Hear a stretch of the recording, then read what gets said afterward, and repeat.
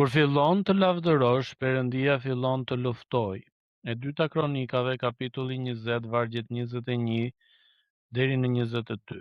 Pastaj, pasi u këshillua me popullin, caktoi ata që duhet t'i këndonin Zotit dhe duhet ta lëvdonin për shkëlqimin e shenjtërisë së tij, ndërsa ecnin përpara ushtrisë dhe thonin: Kremtoni Zotin, sepse mirësia e tij zgjat përjetë. Kur ata filluan të këndojnë dhe të lëvdojnë, Zoti ngriti një prit kundër bijve të Amonit dhe të Moabit dhe atyre të malit të Seirit që kishin ardhur kundër Judës dhe mbetën të mundur. Në fund të viteve 80, një komb i vogël, Estonia, ndodhej nën pushtimin e një superfuqie të armatosur deri në dëm. Estonezët nuk kishin as tanke, as raketa, as ushtri për të përballuar me ta, por kishin diçka tjetër, këngët e tyre. Në vitin 1988, qindra mijëra estonezë u ndodhen në fushat e festivalit të këngës në Tallinn dhe filluan të këndonin së bashku këngët e atë dheut e të besimit. Natë pas nate, muaj pas muaj, ata këndonin. Nuk hodhen asnjë gur, nuk qelluan asnjë plumb, dhe brenda pak vitesh perandoria që dukej e pathyeshme u sham, dhe Estonia doli e lirë. Historia e njeh sot si revolucioni i këngës. Nëse një popull mund të fitojë lirinë e tij duke kënduar, imagjinoni çfarë ndodh kur populli i Perëndisë këndon jo thjesht për atë dheun, por për Zotin e gjallë që mban në dorë çdo betejë.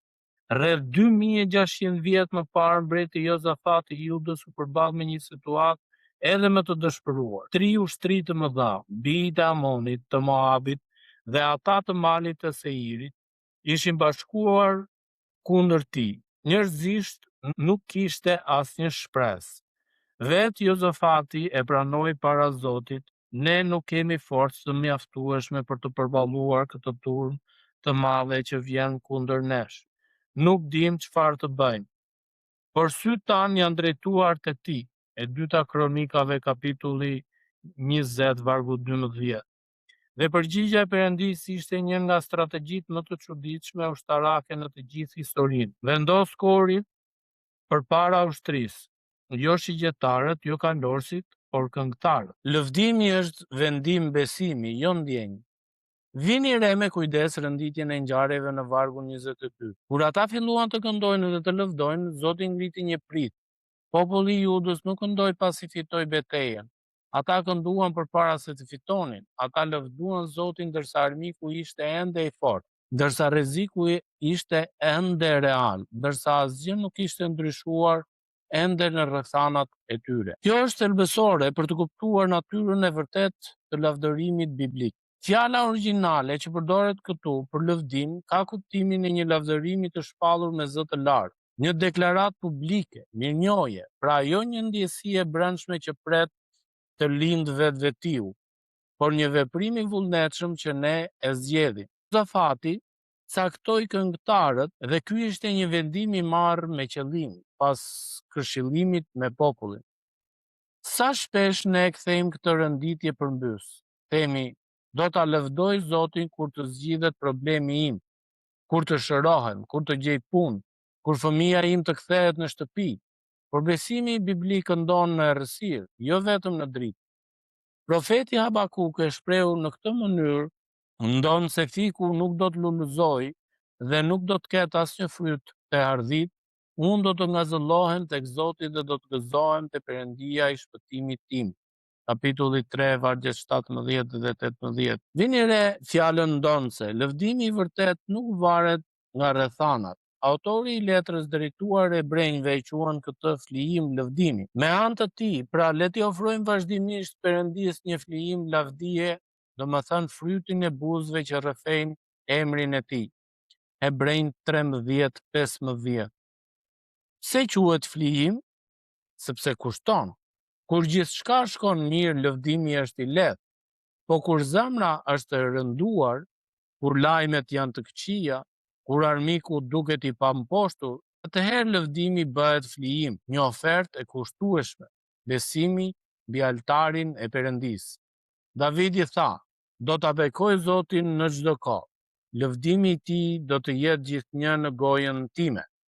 Psalmi 34, vargu 1. Në çdo kohë, jo vetëm në kohët e mira. Cila është ushtria që po të vjen kundër sot? Mund të jetë një diagnozë, një krizë financiare, një marrëdhënie e thyer. Vendimi i parë i besimit nuk është të gjesh zgjidhjen, është të fillosh të këndosh përpara se zgjidhja të duket. Lëvdimi e vendos Zotin në krye të betejës. Shikoni pozicionin e këngëtarëve, ndërsa ecin përpara ushtrisë tek vargu 21. Kjo është e pabesueshme nga pikpamja ushtarake. Në çdo ushtri të botës, në vijën e parë vendosen luftëtarët më të fortë, më të armatosur, më të përgatitur. Këngëtarët, njerëz pa shpata, pa mburoja, me vetëm zërin e tyre, do të ishin të parët që do të takonin armikun. Ky pozicionim ishte një deklaratë e madhe. Kjo betejë nuk do të fitohet me forcën tonë.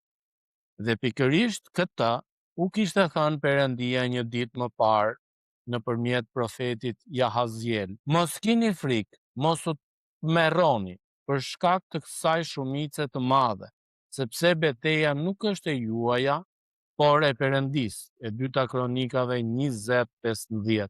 Kur vendosim lëvdimin në krye, ne po shpallim praktikisht se betejë i përket Zotit. Përheqim dorë nga iluzioni se me forcat tona mund ta fitojmë dhe po i hapim rrugë atij që të veprojë. Kjo ishte e njëjta e vërtetë që Mojsiu i shpall popullit buzë detit të Kuq. Zoti do të luftoj për ju dhe ju do të rrini të qetë. Eksodi 14:14. Psalmisti na jep një pamje edhe më të thellë. Perëndia banon në lëvdimet e Izraelit. Psalmi 22 vargu 3. Fjala origjinale e përdorur aty ka kuptimin se Perëndia fronëzohet, ulet në fron, pra ulet si mbret, mbi lëvdimet e popullit të tij. Kur ne lëvdojmë, ne po ngrem një fron për Zotin në mes të situatës tonë. Aty ku Zoti ulet në fron, armiku nuk mund të qëndrojë. Vini ne gjithashtu për mbajtjen e këngës së tyre. Premtoni Zotin sepse mirësia e tij zgjat përjetë. Kjo është pikërisht kënga e Psalmit 136, ku ky refren përsëritet 26 herë. Ata nuk kënduan për madhështinë e problemit, kënduan për mirësinë e përjetshme të Perëndisë. Lëvdimi na ndryshon fokusin nga armiku tek Zoti, nga frika tek besnikëria e tij, nga ajo që shohim tek ai që nuk ndryshon kurrë. Çfarë ke vendosur ti në krye të betejës sate? Ancin, planet e tua, përpjekjet e tua, apo lëvdimin që i thot Zotit, kjo betejë është e jotja? Provoje këtë javë, provoje këtë ditë, provoje këtë orë. Para çdo dite të vështirë, para çdo takimi të frikshëm, para çdo lajmi që pret, fillo me lëvdim. Kur lëvdimi fillon, Perëndia vepron. Vargu 22 na jep një nga fjalitë më të mrekullueshme në beslidhjen e vjetë. Kur ata filluan të këndojnë dhe të lëvdojnë, Zoti ngriti një prit. Vini re lidhjen e drejt për drejt kohore, në çastin kur filloi kënga. Dora e Perëndisë lëvizi, jo kur mbaruan së kënduari, jo pasi provuan gjithçka tjetër, por kur filluan. Populli nuk luftoi fare atë ditë. Zoti bëri që armiq të binin në prit dhe të shkatronin njëri tjetrin. Vargu 23. Kur Juda arriti në vendin e betejës, gjeti vetëm kufoma dhe një plaçk aq të madhe sa ju deshën 3 ditë për ta mbledhur. Vargu 24 dhe 25. Dhe vendi u quhet Lugina e Bekimit, vargu 26. Aty ku pritet të derdhej gjaku i tyre, u derdh bekimi i Perëndisë. Ky nuk është rasti izoluar në Bibël. Mendoni pak për muret e Jerikos. Ato nuk u rrëzuan nga makinat e rrëthimit, por kur populli pas 7 ditësh marshimi në bindje, lëshoi britmën e madhe të besimit, Josueu 6:20.